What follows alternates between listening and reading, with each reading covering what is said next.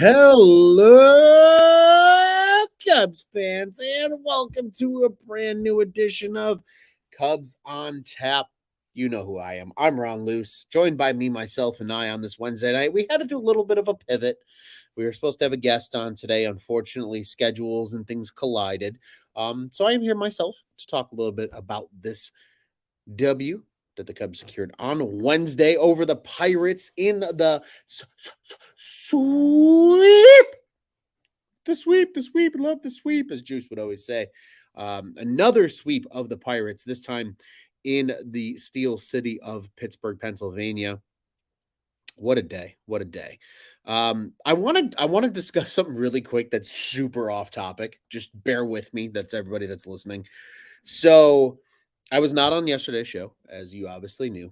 We didn't do a show Monday, and thank God we didn't because my laptop decided to take a shit. Finally, like it's 5 years old. I've used and abused it. Every time you guys saw me live, obviously that thing was pumping through. So I got a new laptop, and I'm a Mac guy. I wasn't for the longest time until I got out of school. I became a Mac guy. I had a 2018 MacBook Pro. Loved it. It was great. 13-inch screen, right? Well, so the newest one I got is a 15-inch screen, and it's the Air, the MacBook Air, the new ones. It's that little like midnight color. It's really pretty. Nonetheless, I look like I'm looking at myself on a plasma television right now, and it is absolutely throwing me off. This thing is bananas, and I can't wait to create more content for all of you guys on this thing because this thing is worlds above what I had before, and I'm very excited. So bear with me of the whole like I can see details. I can see the like pinholes in the ceiling behind me for the first time. Normally I just look like a little box on the screen. This is very different. So I'm acclimating. But you know what else is very different, ladies and gentlemen? This Cubs team being hotter than the surface of the fucking sun. This team's fun right now. This team is absolutely fun right now. Scott, I wish Cubs on Tap was sponsored by Apple. Trust me, brother. I really wish it was, but unfortunately it's not. But I will say something that we can all be excited about today was what the Cubs did against the Pirates. 8-3 victory over the old Buccos, a little matinee action. I enjoyed that personally, got to watch it, while multitasking, as most people do during the day, during the middle of the week. No Dansby Swanson. I think let's start there. I think that's a great spot to start. Humble brag, not even humble brag, just a shameless plug, I guess, more or less. There are 3 Cubs articles sitting over at ontapsportsnet.com catching you up on all the news of all things Cubs going on. A couple of Blackhawks articles too, if you're into that.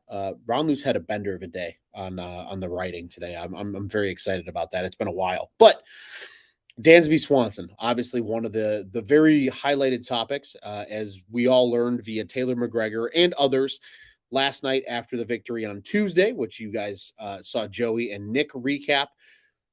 Dansby Swanson had some x-rays done on his right wrist, so his throwing hand. There was a lot of speculation, a lot of concern, truthfully, I think, amongst the Cubs fan base. It ultimately came back negative today, but he was still out of the lineup. To me, that feels precautionary. I think we all have grown accustomed to Dansby Swanson being an Iron Man of such over the last few years of his career. So hopefully the 2 off days, Thursday, Friday, coming up before they play again on Saturday in London, and we'll talk about that at the end of the show. Hopefully, if you're not listening to me on the loo, that'll be better than not. Nonetheless, hopefully Swanson's good for the weekend is all I have to say. Nonetheless, he sits out. Nico moves over to short today. They move Morel into second. Madrigal plays third. And yeah, I saw some lineup critiques before the game. I think myself included. None of them were public, but I absolutely went through it in my head. I was like, wouldn't it be nice to see Morel at third? Like I was just told by Jed Hoyer the other day on 670 The Score that Morel should play third more. And ever since that was said, we have yet to see Morel at third. We've seen him in right and we've seen him at second since then. And I get it. He's versatile. He can play multiple positions. That's great. And that's good. The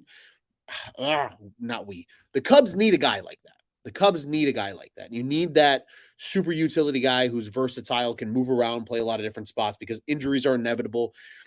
Days off are inevitable. It's a 162 game grind in 185 days or whatever crazy shit it is. I don't mind seeing Morel at second today, but overall, we need to see him more at third. Nonetheless, I'll digress on that for a moment. Let's start with the boy that took over for Dansby at short because Nico Horner had himself a freaking day. 2 hits, 2 runs scored, drove in 3. He started it all off with a 2 RBI triple early in the game. That gave the Cubs the initial lead after going down 1-0. And then he had a solo shot to cap it off later in the game. 284 average now for Nico. And I know his OPS 732, but that's average, Ron. If you look at the MLB standards, that's the average OPS. He doesn't slug, and that's fine. I don't give a shit. He doesn't walk either. But guess what? He shows up. He shows up. If you guys look back, I'll bet you right now, I haven't looked at the stats personally, but I bet you Dexter Fowler's stats weren't jumping off the page either when he was an electric top of the lineup hitter. It's about when guys can come through in the clutch. Nico leads this team in RBIs. Let's think about that for a second. Nico Horner is the RBI leader on a team that consists of players like Dansby Swanson, Seiya Suzuki, Cody Bellinger, Ian Happ, Yan Gomes, who's having an incredible offensive season. I can keep going. Nico Horner, despite not walking and not slugging a ton, has still gotten it done. And that's what makes him such an electric player. And he did that again today, batted leadoff, and really set the tone at the top of the lineup. In addition, you had Seiya Suzuki. He was 2 for 3 with an RBI and a walk. Morel scored a run, but ultimately was 0 for 5. Shit happens. Happ continues to own the Pittsburgh Pirates. If you go to the Wikipedia page of both the Pirates and the Reds, their owner, or at least one of them, is Ian Happ. He continued to do that today with a 2-hit performance, 2 ribbies, 1 run scored for him as well. Amaya scored a pair of runs today. He was 1 for 3 with a walk. Talkman walked twice, scored a run, and then Madrigal with a big 2 RBI hit that kind of really blew this game open late in the contest, and they kept it going. So the bats have stayed hot. I think that's the exciting part about Wednesday's victory. The bats have stayed hot, and we love to see that. This team's hitting right now. Dansby's been hot before the injury. I wrote it in the article today. In his last 7 games, he's batting over 320. I believe it's 321 to be exact. He's roughly an 800 plus OPS player over that course as well. A home run, 4 ribbies in, I believe, the last 7 games. Dansby's been good, as has the rest of this lineup. They have taken advantage, and they're playing good teams. I know people are like, but it's the Pirates. Well, this Pirates team was in first place for most of the season. Like, this is a different Pirates team. They are on the rise. You see some of these young guys that are coming through. They also out without their arguably their best player, O'Neal Cruz. I don't know if we all remember him, the big 6'7" shortstop that doesn't make any sense. Looks like Michael Jordan out there playing shortstop. He's been hurt since the second home game of the year, so the 5th or 6th game of the entire season, and they have still been competitive most of the season. They have hit a downstroke now. Obviously, they've been cold. They've lost to the Brewers, and obviously the Cubs have owned them over the last 6 games, but they are still a threat. Let's put it that way, right? This isn't just the old Pirates that you rolled over and they lost 100 games and this, that, and the other. They're not going to lose 100 games this year. I can promise you that. And then on top of that, you beat a really good Baltimore Orioles team, 2 of 3 in that series over the weekend. So this Cubs team is rolling. After today, I believe it's 10 of the last 12. It honestly might even be like 10 of the last 11, the pace that they're at. This team is hot. They have been hitting. It's been great to see. Absolutely love everything that the Cubs bats did today. Even once the Pirates kind of snuck back in and made it 6-3 and kind of scared everybody. And we'll talk about the whole lighter thing, Trey playing first base and why Bellinger ultimately came in. Nonetheless, they got it done. The bats did enough. 8 runs will certainly get you a victory. And as Scott says, I think this is a perfect pivot point. He says, who remembers when Turner was concerned about the professor? Never doubted him. Yeah. Kyle Hendricks looks healthy. Kyle Hendricks is back to being Kyle Hendricks. Sure, he's not striking people out. Truthfully, I don't give a rat's ass how he gets outs. Outs are outs are outs are outs. If you can get through 6 1/3 innings and only strike out 2 guys and only give up a couple of runs, that's hot. That works. Only 1 earned run charged to Kyle Hendricks.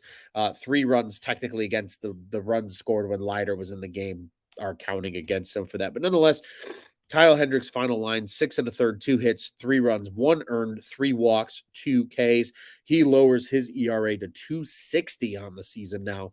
He has been lights out. He has been so good. He has been such a lift and a relief to this team in that 5 spot as your 5th pitcher. If this is your 5th pitcher, you're doing okay when a guy like Kyle Hendricks is getting it done. And yes, again, he's not striking a lot of guys out. He's walking a couple of guys here and there, but he's getting outs. Weak contact. This Cubs team is built for pitchers that pitch to weak contact. We've seen it all season long. Stroman's having a career year. Certainly helps when you have 2 Gold Glovers up the middle behind you in Dansby Swanson and Nico Horner. Cody Bellinger out in both center and at first. Tauchman has been a great glove in center field in place of Bellinger while he's nursing this knee injury. Seiya Suzuki is a Gold Glove caliber defensive outfielder. Ian Happ just won the Gold Glove a season ago. This is the team that you want to play to weak contact with defensively. And it's showing. It's truly showing. And first off, credit. I will bring up a point that Sean Marshall brought up on the postgame show today with again, soon to be friend of the program, Cole Wright. It's coming, folks. It's coming. He's such a G. I love Cole Wright. Anyway, and Sean Marshall said, like, at the end of his career, the reason his career ended was because of a shoulder injury. Kyle Hendricks dealt with a shoulder injury last season. He credited Kyle Hendricks with coming back, strengthening the shoulder, strengthening the muscles around the shoulder so that he can be even somewhat of a resemblance of what he was when he was at his best, especially this late in his career. Again, a guy that doesn't require velocity to pitch well, can own the strike zone just by playing you with what moves and what plays the contact. And Kyle Hendricks is getting it done, 100% getting it done. I've picked him up in fantasy leagues. That's how good he's been because he's been consistent. I don't give a shit that he's only striking out 2, 3, 4, 5 batters, maybe at best a game. If he can give you 6 1/3, 7, 8 innings as he did against the Giants and only give up a run, 2 runs, even 3 runs, even in Kyle Hendricks' worst starts this season, giving up what I think 4 was the worst he's given up recently.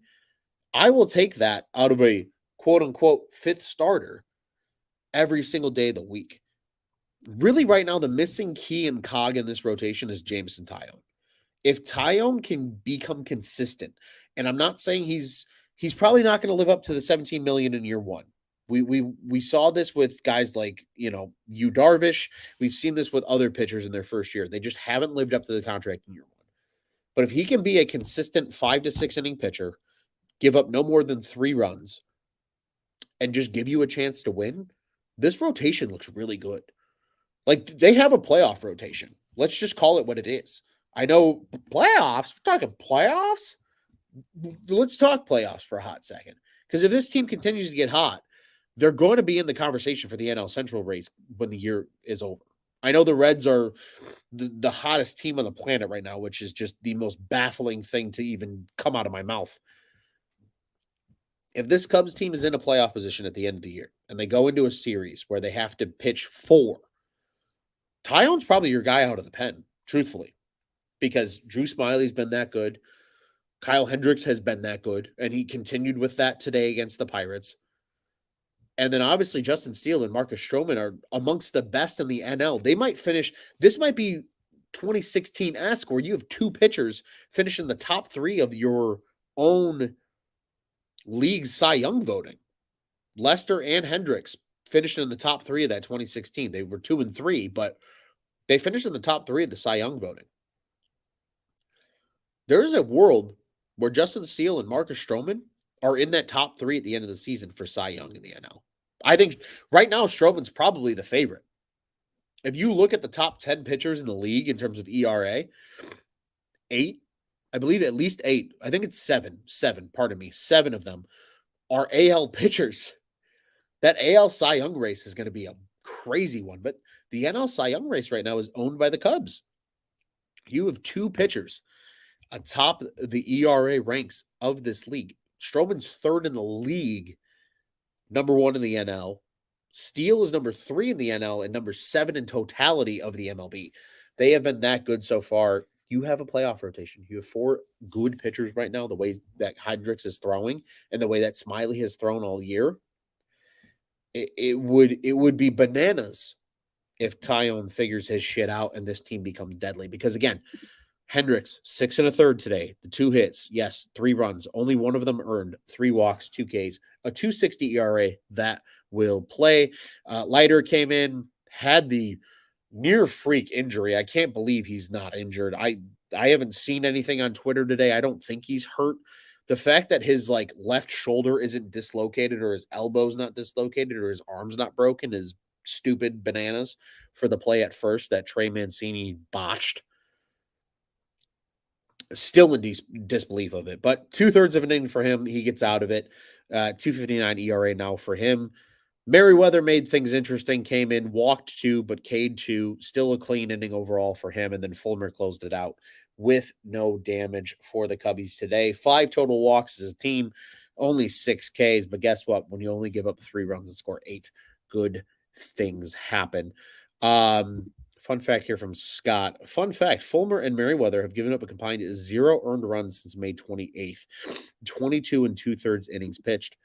This bullpen is going somewhere. Thank you, Scott. I'm glad you dropped that little Scott bomb in the comments here.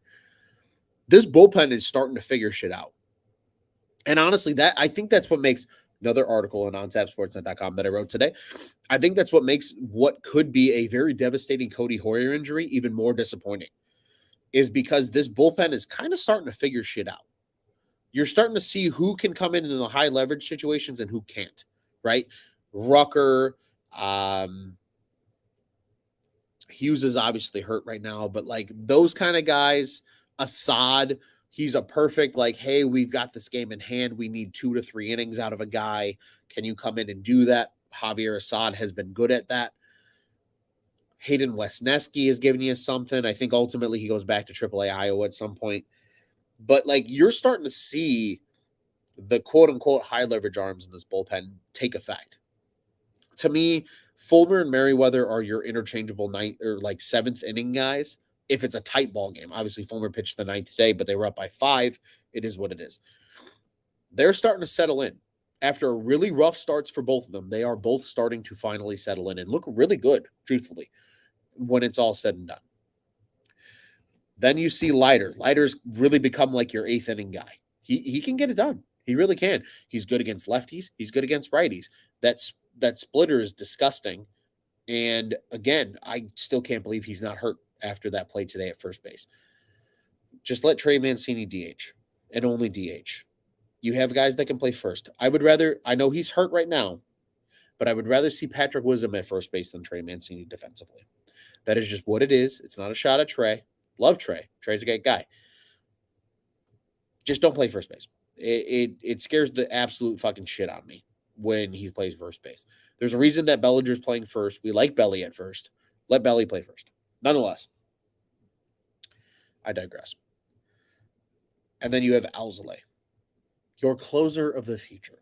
Adbert looks damn good in that closer role, man. And let's give credit where credit's due. He's got that slide step, as Mr. Ricotta always says. Slide step. He's got that swagger in the 9th inning. He kind of comes in and gives you that I'm nasty and I know it vibe. And that's exactly what you want out of a closer. Exactly what you want out of a closer. And absolutely love to see it. I think Alzolay's fitting in perfectly. I think this Cubs bullpen is finally starting to take shape. It took a hell of a lot longer than I think we all wanted it to, but it's starting to take shape. And that's a beautiful, beautiful thing. Scott also says here, he says, when the unfortunate news about Hoyer happens, it gives the Cubs opportunity to bring up Ben Brown. Facts. It does. I think Ben Brown was going to come up regardless, truthfully.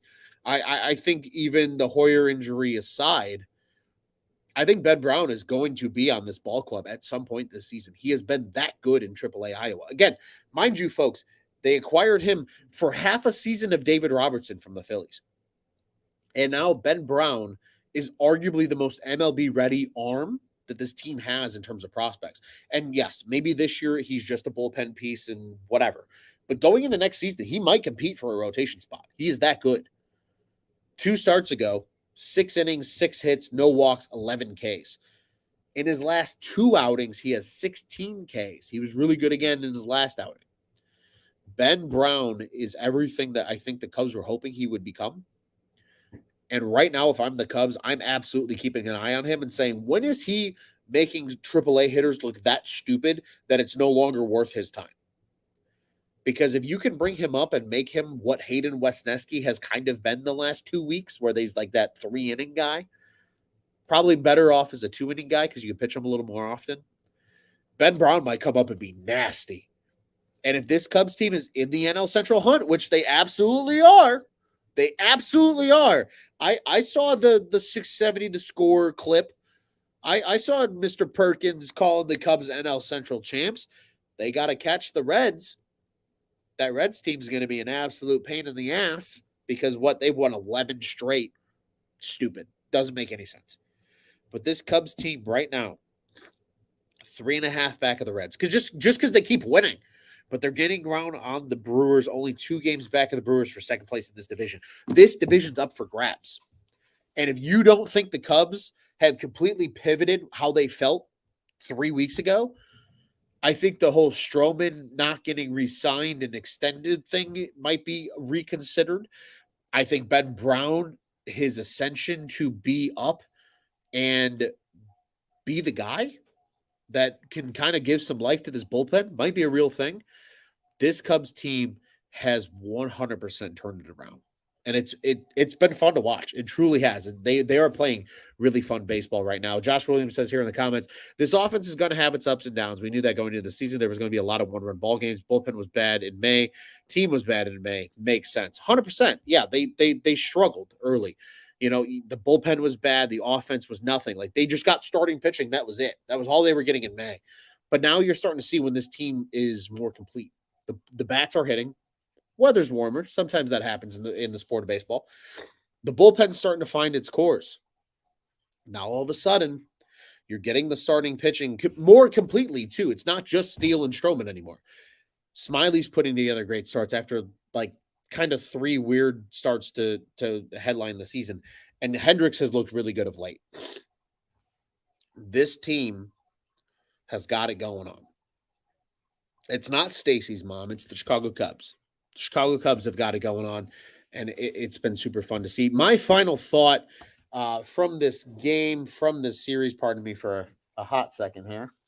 Allergy season is an absolute nightmare. Nico Horner is that guy. It's an absolute travesty that more of the Cubs aren't higher in the All-Star rankings. And it's not necessarily that every single Cub's going to be there. I think there's a couple of these Cubs position players that actually deserve a shot at the All-Star game that are nowhere close. The fact Nico Horner's not in the top 10 of second baseman in the NL is lunacy. It's not even a travesty. Lunacy. There are maybe 2 NL second basemen that are better than him. Luis Arias, who's competing for a 400 season for the first time in years, which, yes, he's 100%. That's about all I can think of off the top of my head. Nico Horner's been that good. I know the numbers on paper don't show it, but he's going to be in the Gold Glove conversation. And this is a guy that's still batting, 284 after today? Stupid. Disgusting. Unreal. And Morel, been hot as shit. Even as a DH, he's 5th right now in the DH voting. He's come up and hit, 13 home runs in the big leagues, and he hasn't even played the full season. He's been really, really good. Mr. Ricotta, how are you, my friend? He says, Dansby, Nico, Stroh, Steele, Morel, all probably should be in his opinion. I think Stroh and Steele will be. My hot take, unfortunately, watching how the popularity contest that is the All-Star vote, it is, folks. Let's just be honest. Fans will vote for their favorite player even if they don't deserve to be in. That's why in the NFL, the Pro Bowl doesn't mean shit because the fans vote on it. The All-Pro means something because it's actually voted on people that watch the fucking games. To me, the only two that are going to make it in because the pitchers are decided by the coaching staffs, it's going to be Stroh and Steele. Those are your two Cubs all-stars right now. Stroh and Steele. Stroh's going to start the game, and shit, at this pace, Steele should be the next guy in because they've been that good in the NL. Probably the top two pitchers so far in the NL. That is my final thoughts. Oh, and in case you didn't know, in case you haven't listened to recent episodes, if this Cubs team has not reconsidered their stance on extending Marcus Stroman, get your head out of your fucking ass, Jed Hoyer, and at least talk to the man.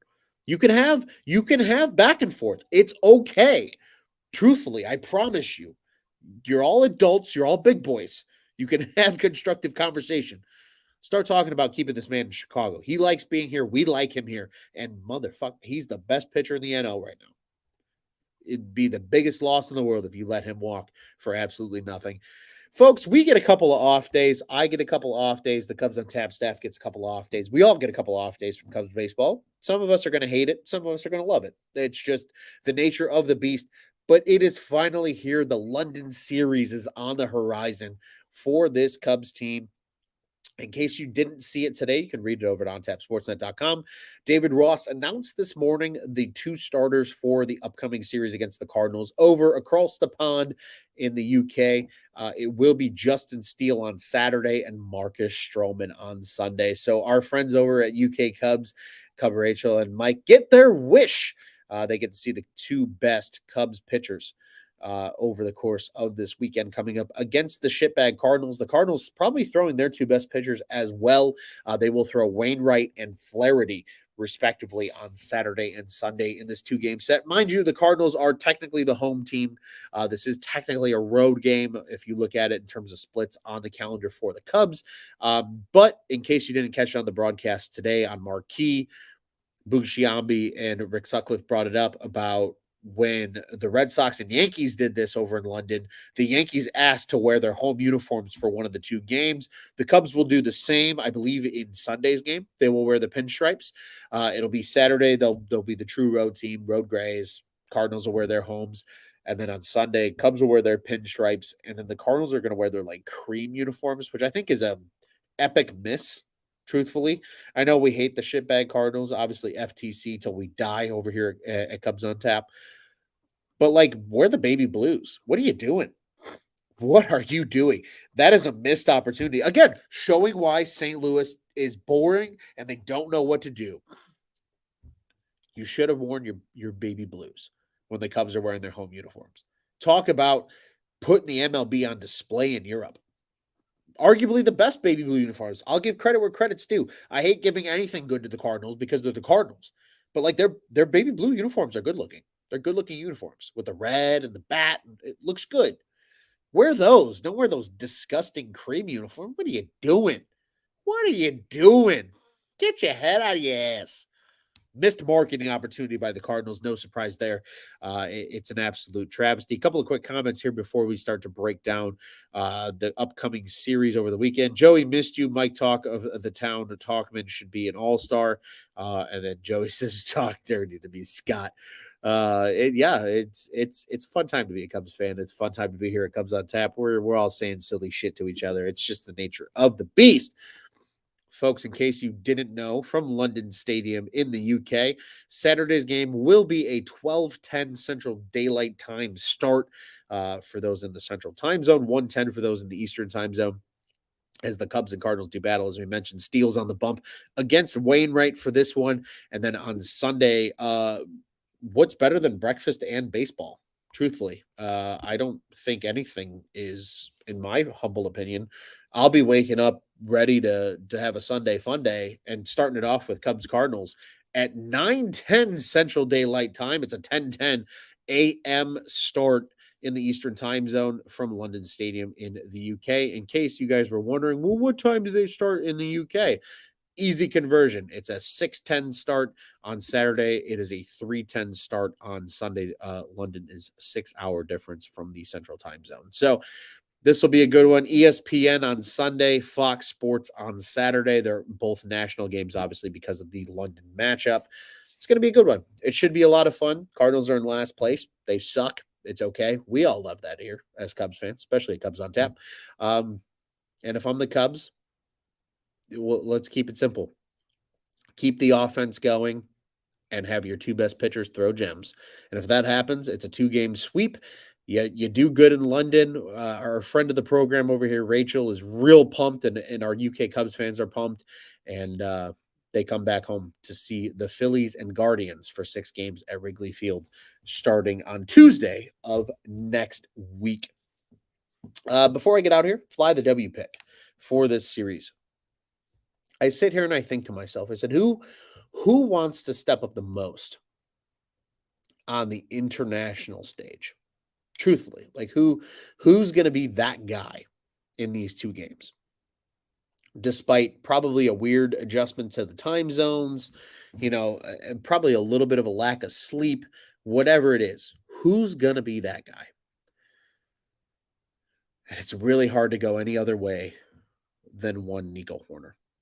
I think Nico Horner is the guy. He's my fly the W pick for this upcoming series. I think he takes the momentum he generated in today's game into that London series. I think Dansby's back. I think Nico's batting 2, maybe 3. Wherever he's batting, I think Nico's going to deliver some big hits for this Cubs team. And again, I'm feeling very confident about what's coming this weekend. So that is my kind of thoughts and preview of the upcoming series. A couple of quick comments here. Scott's pick for Fly W is Mr. Madrigal. Obviously, he's a big fan. Tore it up in Iowa. He's been good. He got shit done today. It's been fun to see Nick Madrigal playing decent baseball of late.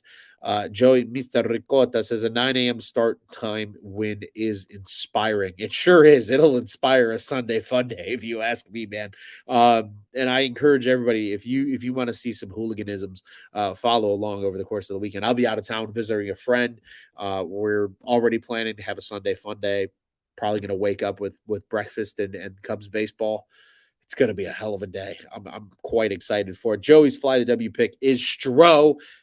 Never a bad pick. I think Stroh goes out and absolutely shoves, especially on the international stage. That's just meant for the Stroh show. And he says boring but real, like St. Louis. Completely agree. Ladies and gentlemen, before I get out of here, I want to remind every single one of you, Cubs on Tap is one of 2 Cubs podcast here and shows covering the Chicago Cubs for the On Tap Sports Network. Be sure to check out our friends over at the Dingers podcast. They do a great job. They were live on Monday night at Dinger Cubs on Twitter and Instagram. The boys do a great job holding down the fort on Monday evenings. Be sure to check out Joey and Nick's show from last night as well. I will humbly apologize. That will be up as a podcast this evening at some point.